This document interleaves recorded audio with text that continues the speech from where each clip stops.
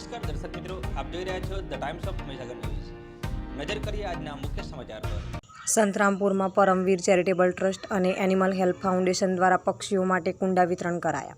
Paramvir charitable trust અને animal help foundation દ્વારા પક્ષીઓ માટે કુંડા વિતરણ કરાયા। અબોલા પક્ષીઓ માટે કુંડાનું નિઃશુલ્ક વિતરણ કરાયું હતું। દરેક ઘરે પક્ષીઓ માટે પાણીની ઢીબ કુંડાનું નિઃશુલ્ક વિતરણ પરમવીર ચેરિટેબલ ટ્રસ્ટ અને એનિમલ હેલ્પ ફાઉન્ડેશનના સ્વયંસેવકો દ્વારા કરવામાં આવી રહ્યું છે। સંતરામપુર કાળઝાળ ગરમીમાં પક્ષીઓને પાણી પીવા માટે પરમવીર ચેરિટેબલ ટ્રસ્ટ અને એનિમલ હેલ્પ ફાઉન્ડેશન દ્વારા સંતરામપુર શહેરમાં કુંડા વિતરણ કરાયા હતા।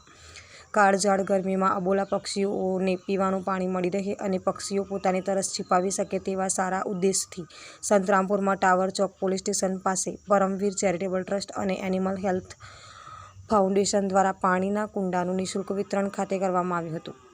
લોકો પોતાના ઘરની બહાર પાણીના કુંડામાં પાણી ભરી લટકાવી શકે અને અબોલા પક્ષીઓની તરસ छिपाવી શકે તે માટે મોટી સંખ્યામાં લોકો પાણીના કુંડા લેવા માટે આવ્યા હતા।